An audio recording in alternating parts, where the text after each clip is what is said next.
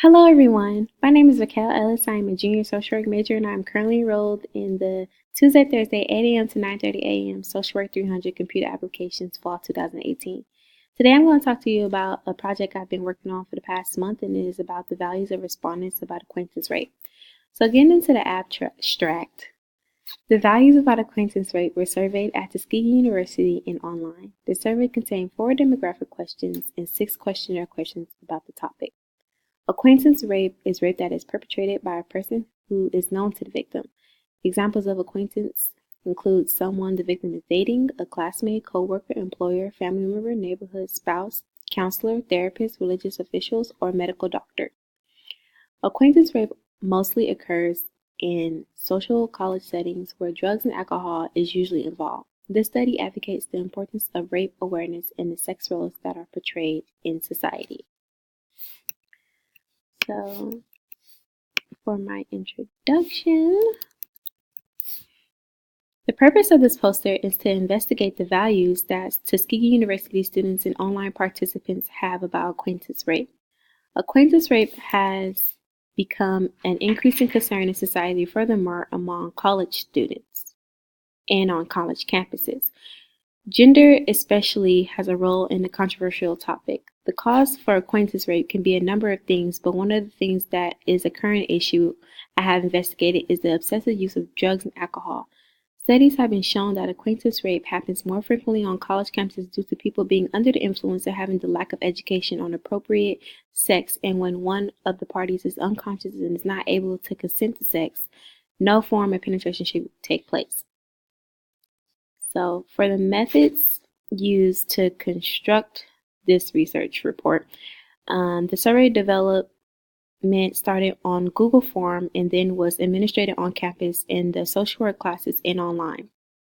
The first 50 copies of the 10-question questionnaire was given to Tuskegee students and posted with a URL direct link on my social media accounts such as Instagram, Facebook, and Snapchat. The purpose of the survey was explained by reading the first paragraph, which consisted of the informed consent, general purpose, confidentiality, and a definition of acquaintance rate. The survey contained 4 demographic questions and 6 questionnaire questions about the topic. The 4 demographic questions are used to generate my focus group and analyze what they are really thinking. The 6 questionnaire items is to distinguish the level of value the topic has on respondents.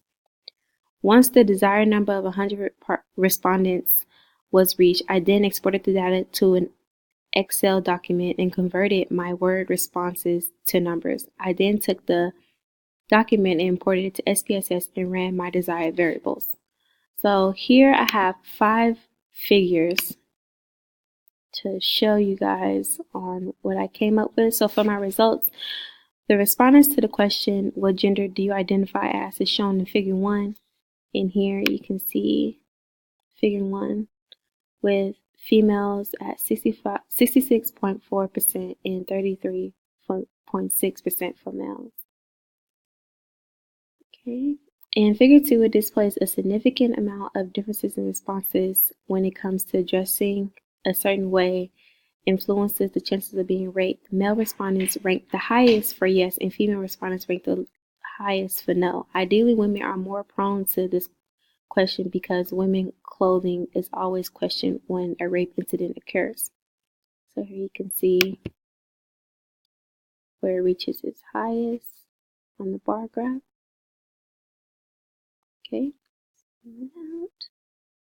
Figure 3 shows that Southern males have a higher percentage that say yes to the way someone dresses has an influence on them being raped. This goes back to Southern values in the South being considered conservative. Figure 4 has a close amount of percentage that male and female agree the way a person dressed does not influence the chances of being raped, in male respondents with 63.6% and female respondents with 66.7%. And here, figures.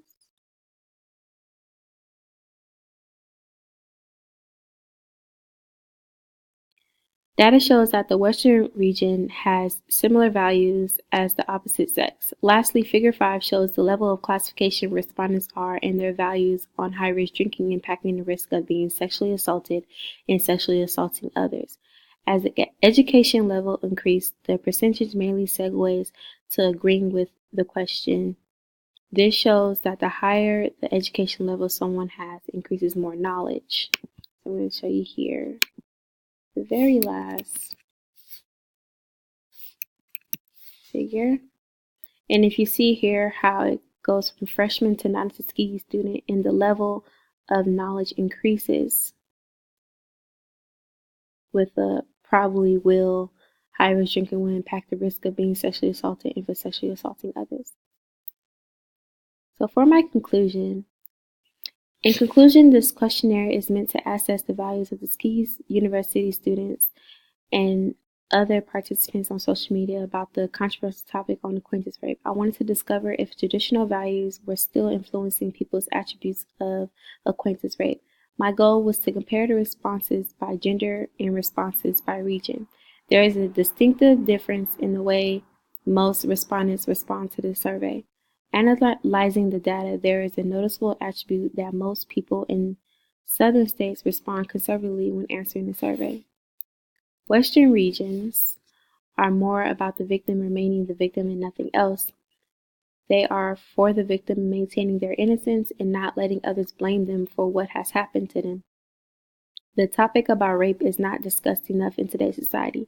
In the end, I aspire to bring awareness and educate others on the double standards that are instilled towards genders.